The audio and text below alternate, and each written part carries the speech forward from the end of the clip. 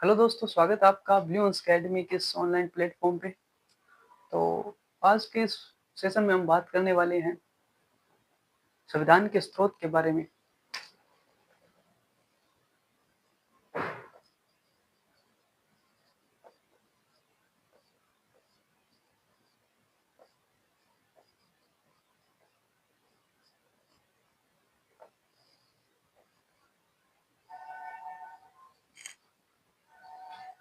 संविधान के स्रोत कि भाई संविधान के अंदर प्रस्तावना की भाषा हमने कहाँ से ली है, राष्ट्रपति के निर्वाचन मंडल है वो हमने कहाँ से लिया। ये तमाम तरह की बातें हैं, वो एक सीक्वेंस है कि जर्मनी से कौन सी ली, अमेरिका से कौन सी चीज़ ली है। वो सारी बातें एक एक करके हम सीक्वेंस से पढ़ेंगे। तो आप वीडियो के अंत तक बने रहिए और चीज़ों को सीक्वेंस से याद करेंगे और ट्रिक के माध्यम से याद करेंगे ताकि चीज़ें याद करने में थोड़ी सी आसान हो। तो संविधान के स्रोत, संविधान के स्रोत का मतलब होता है कि संविधान के अंदर जो चीजें ली गई है, कंसेप्ट है, मतलब प्रावधान है। तो जब संविधान बना रहे थे तब लोगों ने क्या किया कि संविधान के जितने भी जो संविधान सभा के जितने भी जो प्रवचन लोग थे, उन लोगों ने अलग देशों के यात्रा की, उन अलग अलग देशों के संविधानों को पढ़ा और जो अच्छी चीजें थी वो अपने संविधान में उन्होंने ग्रहण की। तो वो कौन कौन सी चीजें किस किस देश से कौन कौन सी चीजें ली गई है, वो तमाम तरह की आज की जो बातें हैं वो आज के सेशन में हम करने वाले हैं। चलो, आपका टाइम बहुत ज़्यादा महत्वपूर्ण है, तो इसको बिना गवाए शुरू करते हैं। संविधान के स्रोत। अच्छा, संविधान के स्रोत जानने से पहले हम बात करते हैं कि संविधान क्या है। संविधान होता है किसी भी देश की शासन व्यवस्था चलाने के लिए कुछ नियम, कुछ कानूनों का एक समूह होता है, जिसे हम संविधान कहते हैं। ठीक है। और स्रोत, स्रोत का मतलब होता है ऐसे कुछ प्रावधान, या स्रोत का मतलब होता है कोई आप मान लीजिए ऐसी कोई वस्तुएं या कुछ प्रावधान या ऐसे कुछ तत्व हैं जो हमने अलग अलग देशों से ग्रहण किए हैं, तो वो क्या है, स्रोत है। तो चलिए शुरू करते हैं। सबसे पहले हम बात करते हैं कि जो संविधान सभा के अंदर जब संविधान बना रहे थे तब उन लोगों ने जिन देशों के अलग अलग संविधानों का अध्ययन किया, उसके बाद में जो चीजें अच्छी लगी उन्होंने अपने ग्रहण की।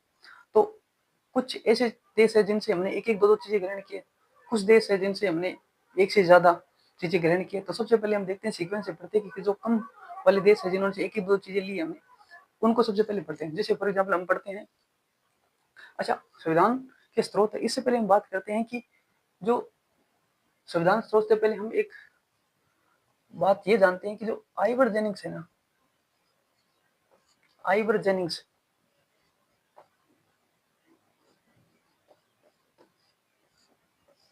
आइवर जेनिंग्स ये कहता है कि भारतीय संविधान दुनिया का सबसे बड़ा लिखित संविधान है और दुनिया का सबसे छोटा संविधान है वो अमेरिका का संविधान है जिसमें 7 अनुच्छेद है।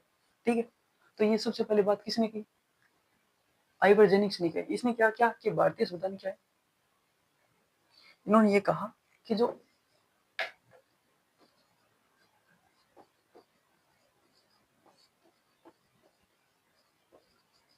भारतीय संविधान है वो सबसे बड़ा लिखित संविधान है, इन्होंने ये कहा।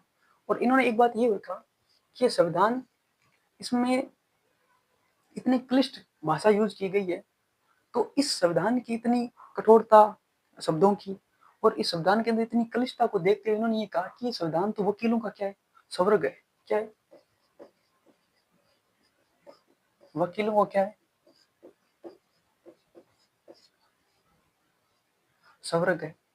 और इन्होंने ये कहा कि भारतीय संविधान सबसे बड़ा लिखित संविधान है, और जबकि छोटा संविधान किसका है, इन्होंने कहा कि जो छोटा संविधान है वो लिखित संविधान है वो किसका है, अमेरिका का है। और जिसमें कितने अनुच्छेद है, जिसमें 7 ही आर्टिकल है केवल। ठीक है। जबकि भारतीय संविधान के अंदर 395 अनुच्छेद है और 22 भाग है। ठीक है। और अब वर्तमान में 12 अनुसूची है। तो ये चीजें हमने देख ली। दूसरी बात कि इन्होंने ये कहा कि ये भारतीय संविधान है, तो आप तो कह रहे हो कि आपने संविधान बनाया है, और आपने संविधान क्या बनाया, आपने तो सारी चीजें उधार ले ली है। तो आपका संविधान तो उधार का थैला है। तो ये आइवर जेनिक्स ने ये कहा क्या, इन्होंने कहा कि ये भारतीय संविधान ये क्या है, उधार का थैला है।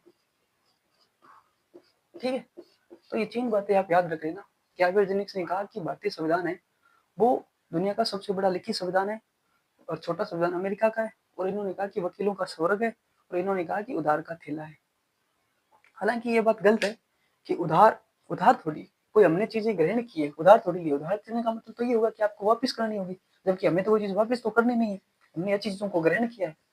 तो ये 3 बातें हैं, आप याद रख लेना आर्यभट्ट के संबंध में। अब हम एक बात करते हैं कि जो जापान से हमने क्या लिया। ठीक है, जैसे जापान ने हमने लिया विधि द्वारा जो स्थापित प्रक्रिया ना,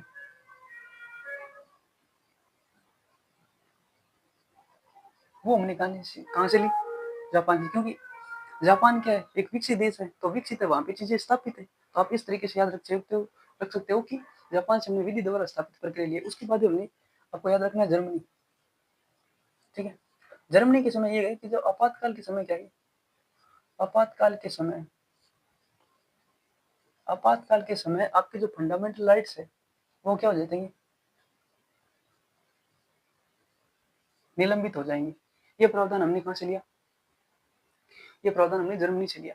उसके बाद में आप याद रखना कि एक एक बातें तो हमने अमेरिका से, जापान से और जर्मनी से लिया। 2 बातें आप याद रखना कि दक्षिण अफ्रीका है ना, दक्षिण अफ्रीका से आप याद रखना हमने 2 बातें ली है। क्या बातें ली है, एक तो ये है कि जो 368 है, 368 है, उसके अंदर क्या है, संविधान संशोधन की प्रक्रिया है। तो संविधान संशोधन की जो प्रक्रिया है ना, वो हमने कहाँ से ली है, प्रक्रिया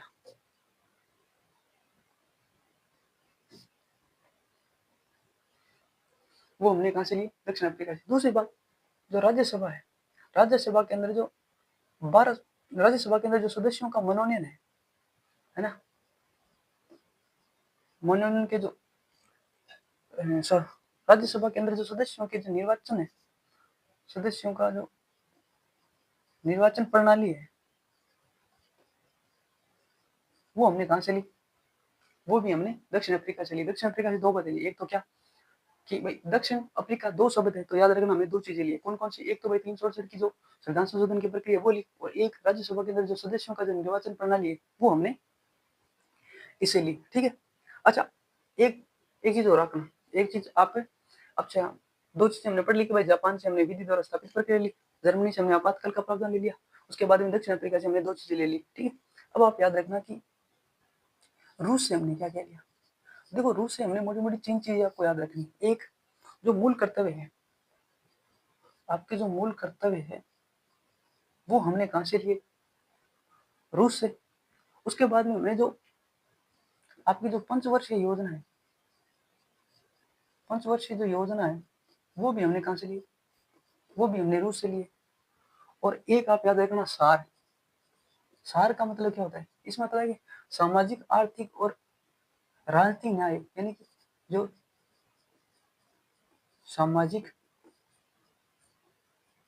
आर्थिक और जो राजनीतिक न्याय है,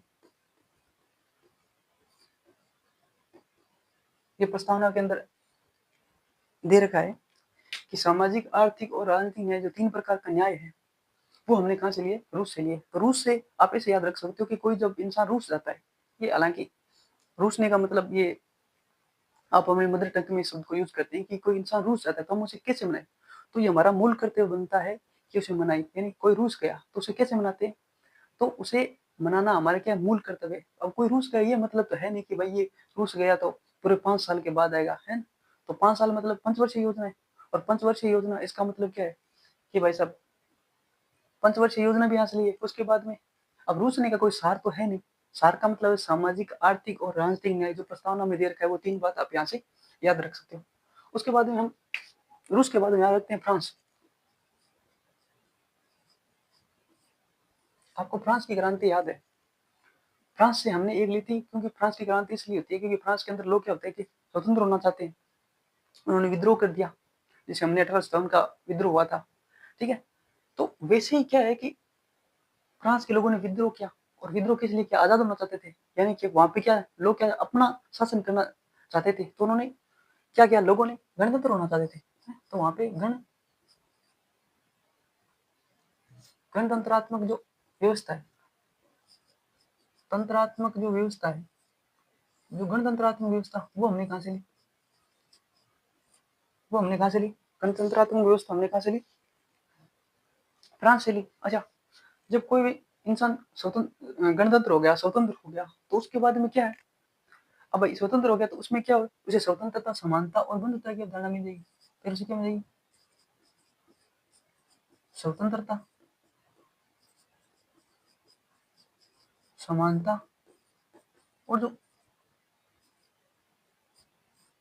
बंधुता की अवधारणा है, प्रस्तावना के अंदर है ना, वो हमने कहाँ से ली? भाई आप गणतंत्र हो गए, उसके बाद में आपको स्वतंत्रता मिल गई, समानता मिल गई और बंधुता की अवधारणा, जो बंधुता है वो की भावना आपके अंदर आ गई। तो अब क्या है? आप मूल रूप से स्वतंत्र हो गए। अब जब स्वतंत्र हो गए तो ये कंसेप्ट आप ऐसे याद रख सकते हो कि भाई चीजों को लिंक करने का तरीका है कि आप गणतंत्र हो गए तो आपको स्वतंत्रता, समानता और बंधुता मिल गई, है ना? तो अब क्या करोगे आप? अब आप क्या करोगे? अब आप ये करोगे, आर्टिकल 154 के तहत क्या है? आर्टिकल 154, आर्टिकल 127 के तहत, आर्टिकल 127 के अंदर जो सुप्रीम कोर्ट के अंदर, जो सुप्रीम कोर्ट है उसके अंदर तदत न्यायाधीशों की नियुक्ति होती है ना, तो वो आप कर सकते हो, है ना? भाई फ्रांस से हमने 3 चीजें ली, क्या ली? कि तदत न्यायाधीशों की नियुक्ति, 127 के अंदर याद रखना कि तदत न्यायाधीशों की नियुक्ति है, ठीक है? फ्रांस से हमने 3 चीजें ली, क्या ली? कि भाई गणतंत्रात्मक व्यवस्था हमने वहां से ले ली, उसके बाद में गणतंत्रात्मक व्यवस्था ले ली तो लोग वहां की स्वतंत्रता, समानता और बंधुता की भावना लोगों में आ गई। जब लोगों की बंधुता की भावना आ गई तो फिर क्या करेंगे लोग? 127 के तहत जो सुप्रीम कोर्ट की तदत न्यायाधीशों की नियुक्ति है वो कर सकते हैं। इस तरीके से एक लिंकिंग मेथड से पढ़ेंगे ना, चीजें याद हो जाती है, ठीक है? तो हमने ये 3 चीजें हमने फ्रांस से पढ़ी। अच्छा, अब एक चीज हम और याद करते हैं कि ऑस्ट्रेलिया से भी 3 चीजें ली हमने, है ना? ऑस्ट्रेलिया से भी आप 3 चीजें याद रख सकते हो। क्या रखते हो? कि ऑस्ट्रेलिया से सर हमें ज्यादा तो चीजें याद नहीं है, पर ऑस्ट्रेलिया से हमें एक चीज याद है कि डीपीएस में हमने यहाँ से लिए, यानी कि राज्य के नीति निर्देश तत्व है ना, राज्य के जो नीति निर्देशक तत्व हमने कहाँ से लिए? राज्य के नीति निर्देशक तत्व हमने ऑस्ट्रेलिया से लिए। जब राज्य के नीति निर्देशक तत्व अपने ऑस्ट्रेलिया से ले लिए तो उसके बाद में क्या करोगे कि आप आर्टिकल 54 के अंदर राष्ट्रपति का जो निर्वाचन मंडल है, निर्वाचन जो मंडल है उसका कंसेप्ट हमने कहाँ से लिया? ऑस्ट्रेलिया से लिया। जब आपने निर्वाचन मंडल ले लिया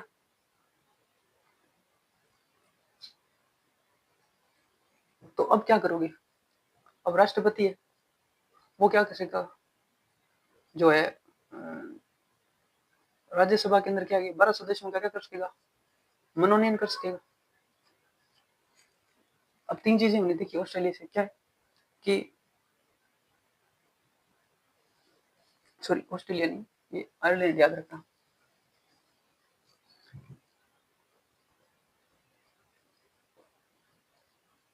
ठीक है? आयरलैंड से हमें पता है कि हमने क्या लिया? राज्य के नीति निर्देशक तत्व लिए। अब राज्य के नीति निर्देशक तत्व हमने आयरलैंड से ले लिए, उसके बाद में हमने 154 के तहत जो राष्ट्रपति का जो निर्वाचन मंडल है वो मंडल भी हमने कहाँ से लिया? आयरलैंड से लिया। उसके बाद में जब राष्ट्रपति हमने निर्वाचन करवा दिया उसके बाद में जो राष्ट्रपति है वो राज्यसभा के अंदर 12 सदस्यों का मनोनयन करता है, तो वो कंसेप्ट भी हमने कहाँ से लिया? ये प्रावधान भी हमने आयरलैंड से लिया। तो ये 3 बातें आप आयरलैंड से याद रख सकते हो। अच्छा, एक चीज और याद रखना, ठीक है? उसके बाद में अब हम पढ़ते हैं अगला, ऑस्ट्रेलिया से कितनी चीजें ली हमने, ठीक है?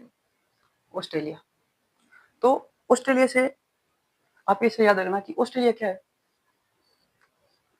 ऑस्ट्रेलिया एक महाद्वीप है। तो महाद्वीप कितने हैं? ये 7 है, तो आप याद रखना 7, 7। उसके बाद में कि सर 7 तो याद रह गया, उसके बाद में याद रखना 108, फिर 8 के बाद में रखना कि उद्देश्य की जो भाषा, उद्देशिका की जो भाषा है, उद्देशिका की भाषा हमने किसे ली? इसीलिए। और एक याद रखना कि VVSS। अब 7 का मतलब क्या है? ऑस्ट्रेलिया देखो अब लिंकिंग याद करने का एक लिंकिंग मेथड मैं आपको बताता हूँ। ऑस्ट्रेलिया, ऑस्ट्रेलिया क्या है, महाद्वीप है, और महाद्वीप कितने टोटल 7 है, तो 7 से 7 याद रखा, फिर 8 याद रखा, फिर उदेशिका की भाषा जो तो हमें याद है ही, एक कंसेप्ट, एक चीज तो याद होती है, ठीक है। फिर उसके बाद में ऑस्ट्रेलिया से याद रखना VVSS। अच्छा, 7 का मतलब क्या है? 7 का मतलब होता है समवर्ती सूची। जो समवर्ती सूची है ना, समवर्ती सूची हमने कहाँ से ली है? ऑस्ट्रेलिया से। उसके बाद में 108 के अंदर क्या है? संयुक्त व्यक्त है, संयुक्त व्यक्त है, तो संयुक्त व्यक्त का प्रावधान भी हमने कहाँ से लिया है? सर, संयुक्त व्यक्त का प्रावधान भी हमने ऑस्ट्रेलिया से लिया। उसके बाद में उदेशिका की भाषा है, वो भी हमने ऑस्ट्रेलिया से लिए। और देखो, और जो VVS का मतलब वाणिज्य, व्यापार और समागम की जो स्वतंत्रता है, वो कंसेप्ट भी हमने कहाँ से लिया? ऑस्ट्रेलिया से लिए। तो अब इतनी चीजें एक एक करके आप इनका स्क्रीनशॉट ले सकते हो। तो ये तो मोटी मोटी चीजें थी, दो तीन तीन चीजें थी जो हमने पढ़ ली। उसके बाद में जो हमारी जो, जैसे अमेरिका से हमने 13 चीजें लिए है ना, कनाडा से 10 चीजें लिए, ब्रिटेन से 13 चीजें लिए, और जो 1935 का एक्ट है उससे हमने 6 चीजें ली। जो महत्वपूर्ण चीजें हैं वो मैं आपके साथ डिस्कस करूंगा, ठीक है। तो आप इनका स्क्रीनशॉट ले सकते हो। तो क्या है कि एक चीजें जब पढ़ते हैं ना, तो जो क्या है कि लिंकिंग मेथड से पढ़ते हैं, चीजें याद हो जाती है। उसके बाद भी हम पढ़ते हैं कि हमने जापान से विधि द्वारा स्थापित प्रक्रिया, जर्मनी से कि आपातकाल के समय में जो मूल अधिकार है उनका क्या हो जाता है, फंडामेंटल राइट्स है उनका क्या है, निलंबन हो जाता है।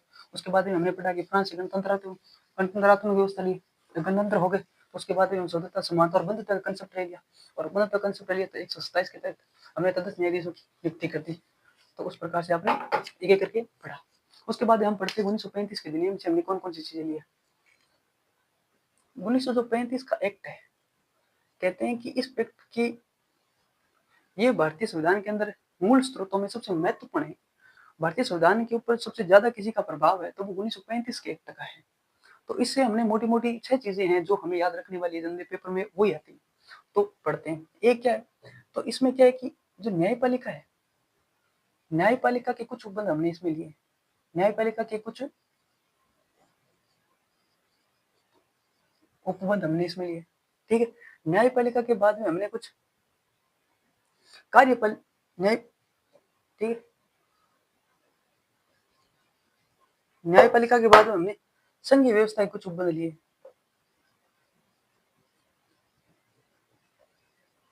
संघीय व्यवस्था के कुछ उपबंध लिए, आप याद रखना, ठीक है। उसके बाद में चलो मैं पूरा लिख देता हूँ फिर।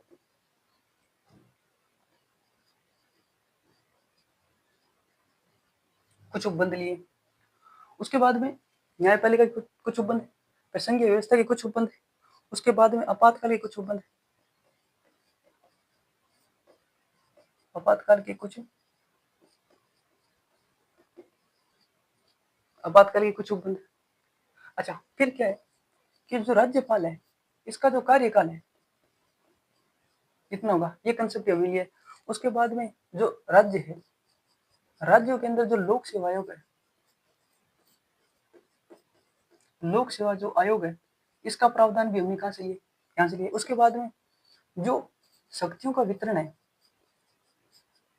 शक्तियों का जो वितरण होगा वो तीनों सूचियों के आधार अनुसार होगा, सूचियों के अनुसार होगा। तो ये कंसेप्ट हमने कहाँ से लिए, 1935 के से लिए। 3 चीजें लिए, 6 चीजें यहाँ से जो महत्वपूर्ण है वो हमने लिए। क्या लिए कि न्यायपालिका के कुछ उपबंध ले लिए, उसके बाद में संघीय व्यवस्था के कुछ उपबंध ले लिए, उसके बाद में आपातकालिक कुछ उपबंध ले लिए। 3 चीजें तो याद ही है भाई, न्यायपालिका की, संघीय व्यवस्था की और आपातकालिक कुछ उपबंध। उसके बाद में राज्यपालिका जो कार्यकाल है वो हमने यहाँ से लिया। उसके बाद में राज्यों के लिए जो लोक सेवा आयोग है वो हमने 1935 एक्ट से लिया। उसके बाद में शक्तियों का जो वितरण है वो 3 सूचियों के, जो समवर्ती सूची, सम सूची और राज्य सूची है, उसके हिसाब से किया गया है। तो ये कंसेप्ट हमने कहाँ से लिया, 1935 एक्ट से लिया। अच्छा, अब एक चीज वो याद रखना है कि कनाडा, कि कनाडा से हमने कितनी चीजें ली। देखो, कनाडा से याद रखना कि कनाडा से हमने मोटी मोटी 10 चीजें याद की।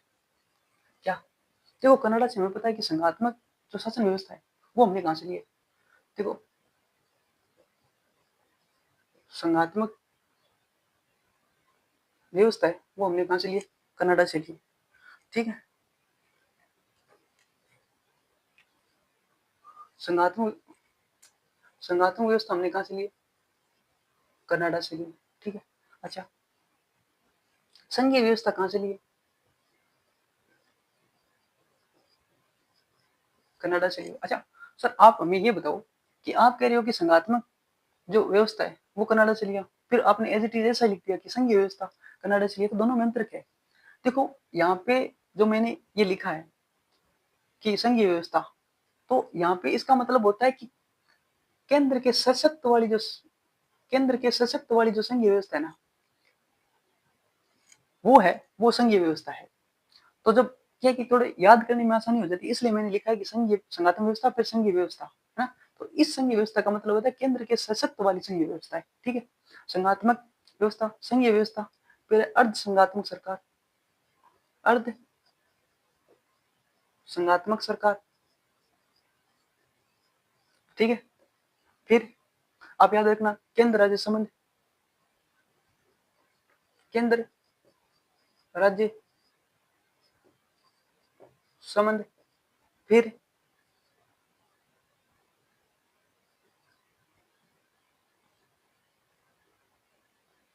राज्यों के संघ की परिकल्पना, राज्यों के संघ की परिकल्पना ना, राज्यों की जो संघ है उसकी परिकल्पना भी कंसेप्ट हमने कहां से लिया? ये लिया है कनाडा से। उसके बाद आप रखना कि जो संघ सूची है, संघ सूची भी हमने कहां से ली है? कनाडा से लिए। 6 चीज याद होगी भाई, संघात्मक व्यवस्था, संघीय व्यवस्था, और संघीय व्यवस्था कौन सी? केंद्र के सशक्त वाली संघीय व्यवस्था, ठीक है। उसके बाद में अर्ध संघात्मक सरकार है, केंद्र राज्य संबंध है, उसके बाद में राज्यों के संघ, केंद्र केंद्र राज्य संबंध आ गया, उसके बाद में राज्यों के संघ की परिकल्पना, उसके बाद में संघ सूची। ये चीजें हमने कनाडा से ली। अच्छा ये तो 6 चीजें हुई। उसके बाद में देखो आर्टिकल भी इसमें बचता है। देखो आप याद रखना, एक तो है आर्टिकल 143, है ना। 143 का मतलब क्या होता है? 143 में क्या है? तो 143 के अंदर है कि जो राष्ट्रपति है वो सुप्रीम कोर्ट से, हमने देखा कि सुप्रीम कोर्ट 124 से शुरू होता है। तो उसमें आर्टिकल 143 होता है, वो कहता है कि जो राष्ट्रपति है वो सुप्रीम कोर्ट से क्या करता है? परामर्श करता है, सलाह करता है। तो वो आर्टिकल 143 है। तो सुप्रीम कोर्ट से जो राष्ट्रपति का सलाह है या परामर्श का प्रावधान भी हमने कहां से लिया? कनाडा से लिया। उसके बाद में आर्टिकल 155 आता है। 155 के अंदर रहता है कि जो राज्यपाल है उसकी नियुक्ति है, उसका प्रावधान भी हमने कहां से लिया? कनाडा से लिया। उसके बाद में आता है आर्टिकल 200। 200 के अंदर क्या है? आर्टिकल 200 के अंदर है कि जो राष्ट्रपति है वो, नहीं सॉरी, राज्यपाल है वो ऐसा विधेयक जो राज्यपाल के कार्य क्षेत्र से बाहर हो, या ऐसा विधेयक जो भारतीय संविधान के जो प्रावधानों के अगेंस्ट हो, या कोई ऐसा विषय जो राष्ट्रीय महत्व का, तो ऐसे विधेयक को क्या करता है? राज्यपाल आरक्षित रखना अपने पास, और उस विधेयक पर निर्णय कौन करता है? राष्ट्रपति करता है। तो वो कंसेप्ट है ना जो आरक्षित विधेयक वाला 200 के तहत राज्यपाल रखता है, तो वो कंसेप्ट भी हमने कहां से लिए? वो कनाडा से लिए। उसके बाद में आप आर्टिकल याद रखना, ठीक है, 248, 248 के अंदर क्या है? अवशिष्ट शक्तियां हैं, ठीक है। तो अवशिष्ट शक्तियां, मैं लिख देता हूं, चलो,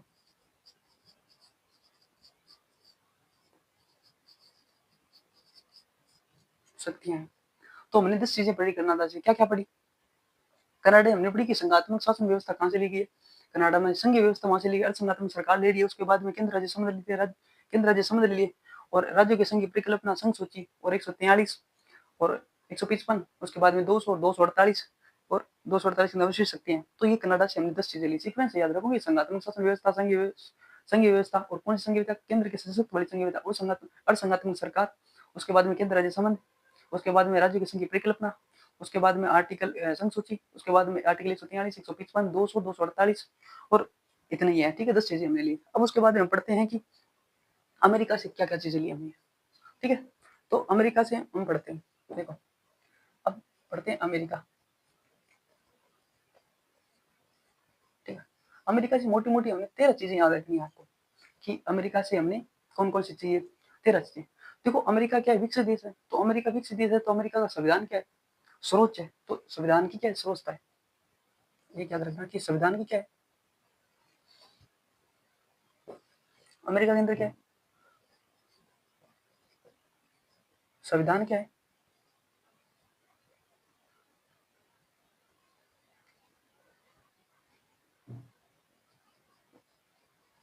संविधान की क्या है, सर्वोच्चता है।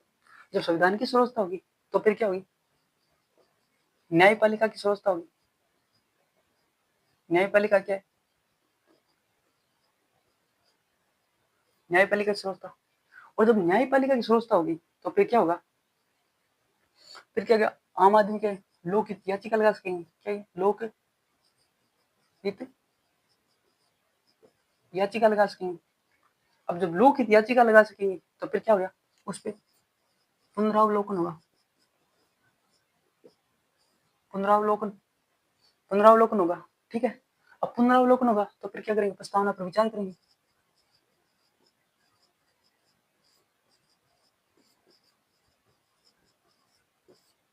ठीक है। और जब प्रस्तावना पर विचार करेंगे तो बोलेंगे कि निर्वाचित राष्ट्रपति है या नहीं है।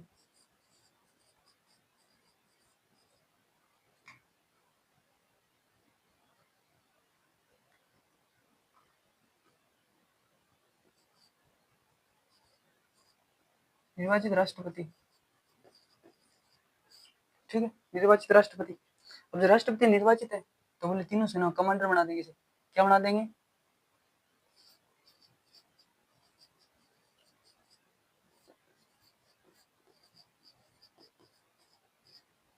तीनों सेनाओं का कमांडर होगा।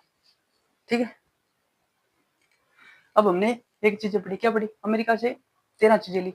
ठीक है, अमेरिका से 13 चीजें ली। उसके बाद में संविधान की सर्वोच्चता है। जब संविधान की सर्वोच्चता होगी तो न्यायपालिका की सर्वोच्चता होगी। जब न्यायपालिका की सर्वोच्चता होगी तो वहां पे कोई आदमी है वो लोकहित याचिका लगा सकेगा। ये याद करने का तरीका है। ठीक है। फिर लोकहित याचिका लगाई तो उसमें पुनरावलोकन होगा। पुनरावलोकन होगा तो फिर प्रस्तावना पर विचार करेंगे। प्रस्तावना पर विचार करेंगे तो बोलेंगे कि देखेंगे कि भाई प्रस्तावना पर विचार करने के बाद देखेंगे कि निर्वाचित राष्ट्रपति है या नहीं है। तो निर्वाचित राष्ट्रपति है तो बोले तीनों सेनाओं का कमांडर बना दो। ठीक है, इतनी चीजें आपको याद रखनी सीखने से, क्योंकि चीजों को याद रखने का तरीका है ना, कि भाई संविधान की सर्वोच्चता कंसेप्ट यहाँ चलिए, न्यायपालिका की सर्वोच्चता, लोकहित याचिका, पुनर्लोकन, प्रस्तावना पर विचार, निर्वाचित राष्ट्रपति और तीनों सेनाओं का कमांडर, ये कंसेप्ट हमने अमेरिका से लिए। अच्छा, उसके बाद में और चीजें, चलो मैं इसको क्या है बिठा देता हूँ एक बार।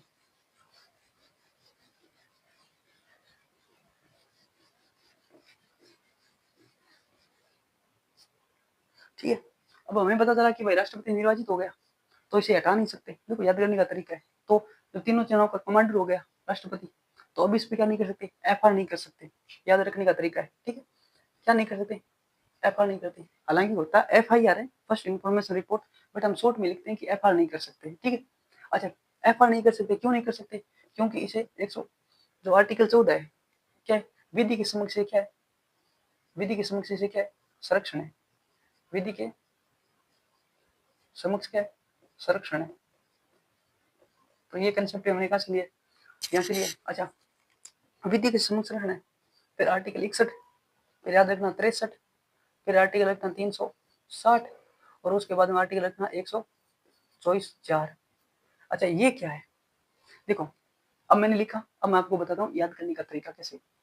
हमने ये देखा कि भाई अमेरिका से हमने 13 चीजें ली। ठीक है, संविधान स्रोत है तो संविधान स्रोत है तो फिर न्यायपालिका स्रोत होगी। पर न्यायपालिका स्रोत है तो फिर क्या, लोकहित याचिका वहां पे लगा सकते हैं। जब लोकहित याचिका लगाएंगे तो लोग देखेंगे पुनर्वलोकन, उस लोकहित याचिका पर पुनर्वलोकन करेंगे। पुनर्वलोकन करेंगे तो प्रस्तावना पर विचार करेंगे। प्रस्तावना पर विचार करेंगे तो बोलेंगे कि भाई राष्ट्रपति निर्वाचित है या नहीं है। बोले राष्ट्रपति निर्वाचित है, तो निर्वाचित है तो बोले तीनों सेनाओं का कमांडर बना दो। अब तीनों सेनाओं का कमांडर बना दिया तो आप उस पर एफआर नहीं कर सकते। क्यों नहीं कर सकते, क्योंकि उसे विधि के समक्ष संरक्षण प्राप्त है। अच्छा, तो फिर इसे हटाई कैसे, बोले आर्टिकल 61 के तहत महाभियोग के द्वारा हटाया जा सकता है। पर बोले पूछे किससे, बोले उपराष्ट्रपति से पूछो। 163 के अंदर आर्टिकल में उपराष्ट्रपति है तो बोले उपराष्ट्रपति से पूछो। जब उपराष्ट्रपति से हम मिले तो बोला कि हम हमें बताओ कि भाई राष्ट्रपति को हटाई कैसे। तो उपराष्ट्रपति ने बोला कि आप पास है पैसे होना चाहिए। यानी आर्टिकल 360 के तहत जो वित्तीय आपातकाल है उसका कंसेप्ट हमने कहा से लिए, अमेरिका से लिए। ठीक है, तो बोला, हमने बोला कि चलो ठीक है 360 के तहत हम वित्त आपको दे देते हैं, पैसे दे देते हैं। तो फिर हमें राष्ट्रपति को हटाने का कारण बताओ। वो बोले कि हटाने का कारण तो सुप्रीम कोर्ट के जो न्यायाधीश है वही बताएंगे। यानी कि जो आर्टिकल 124(4) के अंदर जो सुप्रीम कोर्ट के न्यायाधीशों को हटाने का कारण है वो कंसेप्ट भी हमने कहाँ से लिया, अमेरिका से लिया है। तो ये चीजें याद करने की तरीका, ये 13 चीजें, 1 2 3 4 5 6 7 8 9 10 11 12 13, ये 13 चीजें हमने, जो महत्वपूर्ण चीजें हैं वो सीक्वेंस से चीजें याद हो जाती है, इसलिए मैंने ये लिखा है। ठीक है, तो ये अमेरिका से 13 चीजें हुई, 10 कनाडा से हो गई। अब उसके बाद हम पढ़ते हैं ब्रिटेन से। कि कौन कौन सी चीजें हमने ब्रिटेन से ली है।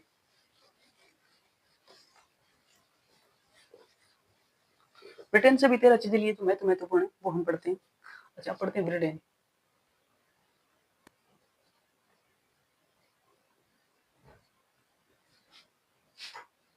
अच्छा, ब्रिटेन, ब्रिटेन से क्या लिए हमने? जो संसदीय जो प्रणाली है वो कहाँ से ली है? वो ब्रिटेन से ली। अब संसदीय प्रणाली होगी तो उसका मतलब होगा कि संसद क्या है? संसद में 2 सदन होते हैं, तो द्विसदनीय व्यवस्था भी कहाँ से ली है? द्विसदनीय व्यवस्था भी हमने कहाँ से ली है?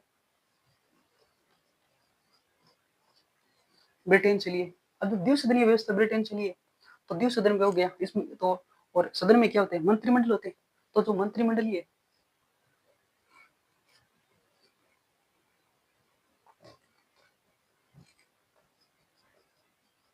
जो मंत्रिमंडलीय व्यवस्था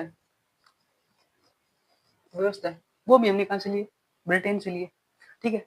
अच्छा, मंत्रिमंडलीय व्यवस्था होगी तो अब उनके पास क्या होगी? कुछ विशेष अधिकार होगी। तो फिर क्या होगी? नहीं, उसके पास संसदीय विशेष अधिकार होगी। संसदीय विशेष अधिकार होंगे। जब उनके पास संसदीय विशेष अधिकार होंगे तो वे वो क्या करेंगे? विधि निर्माण की प्रक्रिया करेंगे।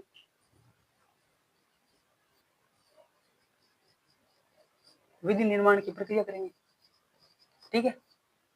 और जब विधि निर्माण की प्रक्रिया करेंगे तो विधायिका में अध्यक्ष पद की भूमिका होती है। क्या होगी? विधायिका में अध्यक्ष पद क्या होती है? भूमिका है। ठीक है। अच्छा, अध्यक्ष पद की भूमिका है तो अध्यक्ष क्या लिखेगा? अच्छा, अध्यक्ष पद की भूमिका है तो अध्यक्ष क्या करेगा? ये लिखेगा कि सामूहिक उत्तरदायित्व होगा सबके प्रति। सामूहिक उत्तरदायित्व होगा। ठीक है। अच्छा, फिर मैं यहाँ लिख देता हूँ। ठीक है। सामूहिक उत्तरदायित्व होगा। अब सामूहिक उत्तरदायित्व होगा तो फिर वो क्या लिखेगा? परमाधिकार लेख लिखेगा। परमाधिकार परमाधिकार लेख लिखेगा। और लेख में क्या लिखेगा? अध्यक्ष लिखेगा कि अग्रता विजेता है। क्या है? अग्रता ही अग्रता विजेता है। ठीक है। अच्छा, अग्रता विजेता है लेकिन औपचारिक प्रधान तो कौन होगा? औपचारिक प्रधान तो कौन होगा? औपचारिक प्रधान तो राष्ट्रपति होगा। अच्छा, राष्ट्रपति होगा। औपचारिक प्रधान तो राष्ट्रपति होगा। क्यों होगा? क्योंकि भारत के अंदर क्या है? एकल नागरिकता है। एकल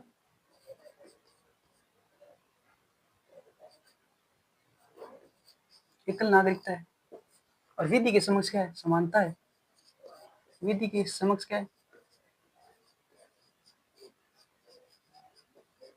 समानता है।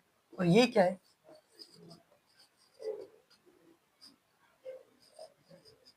यही मान्य है। यानी कि मान्यवादी का पद भी हमने कहाँ से लिया? ब्रिटेन से लिया। तो ये 13 चीजें हमने कहाँ से ली? ब्रिटेन से ली। कौन कौन सी? ब्रिटेन से हमने 13 चीजें लिए।